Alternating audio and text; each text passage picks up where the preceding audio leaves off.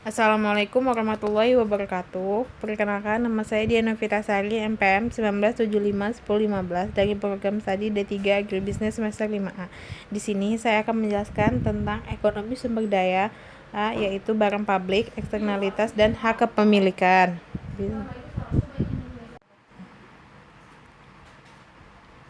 Pengertian barang publik. Barang publik atau public goods adalah barang yang apabila dikonsumsi oleh individu tertentu tidak akan mengurangi konsumsi orang lain akan barang tersebut. Barang publik sempurna atau pure public goods adalah barang yang harus disediakan dalam jumlah dan kualitas yang sama terhadap seluruh anggota masyarakat. Barang publik hampir sama dengan barang kolektif. Bedanya, barang publik adalah untuk masyarakat secara umum atau keseluruhan. Sementara barang kolektif dimiliki oleh satu bagian dari masyarakat atau satu komunitas yang lebih kecil dan hanya berhak digunakan secara umum oleh komunitas tersebut. Macam-macam barang publik. Yang pertama, non-referry, berarti bahwa penggunaan suatu konsumen terhadap suatu barang tidak akan mengurangi kesempatan konsumen lain untuk juga mengkonsumsi barang tersebut. Setiap orang dapat mengambil manfaat dari barang tersebut tanpa mempengaruhi manfaat yang diperoleh orang lain. Contohnya, dalam kondisi normal, apabila kita menikmati udara bersih dan sinar matahari, orang-orang di sekitar kita pun tetap dapat mengambil manfaat yang sama. Yang kedua, non-excludable. Apabila suatu barang publik tersedia, tidak ada yang dapat menghalangi siapapun untuk memperoleh manfaat dari barang tersebut. Dalam konteks pasar, maka baik mereka yang membayar ataupun tidak membayar dapat menikmati barang tersebut. Contohnya, masyarakat membayar pajak, kemudian diantaranya digunakan untuk membiayai perlengkapan jasa kepolisian. Dapat menggunakan jasa kepolisian tersebut tidak hanya terbatas pada yang membayar pajak saja. Contoh barang publik yang pertama, jalan raya digolongkan barang publik karena dapat digunakan dan dibutuhkan semua orang.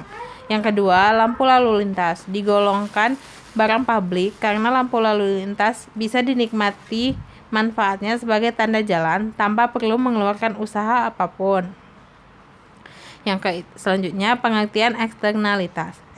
Eksternalitas adalah dampak yang diterima orang yang tidak melakukan kegiatan dan tidak ada kompensasi. Dalam pengertian lain, eksternalitas adalah kerugian atau keuntungan diderita atau dinikmati pelaku ekonomi karena tindakan pelaku ekonomi lainnya. Secara umum, eksternalitas dibagi menjadi dua, yaitu eksternalitas positif dan eksternalitas negatif. Eksternalitas positif, tindakan seseorang memberikan manfaat bagi orang lain, tetapi manfaat tersebut tidak dialokasikan di dalam pasar ataupun tanpa adanya kompensasi dari pihak yang diuntungkan.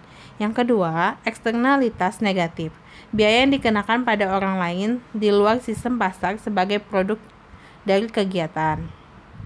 Contoh eksternalitas adalah terminal. Eksternalitas positif yang dirasakan masyarakat yaitu peningkatan pendapatan masyarakat.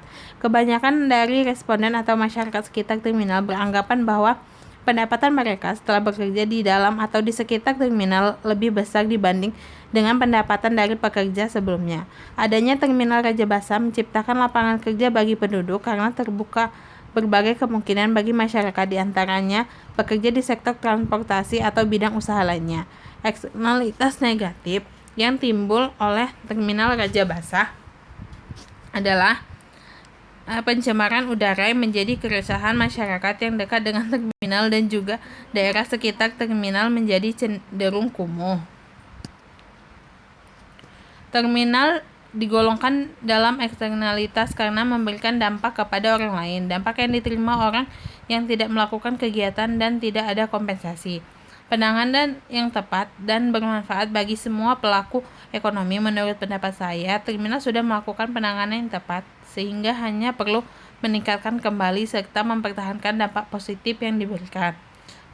Upaya penanganan eksternalitas yang dilakukan adalah dengan lebih memperhatikan penertiban lingkungan di sekitar terminal, baik itu pedagang dan pengguna jasa terminal itu sendiri. Hak kepemilikan.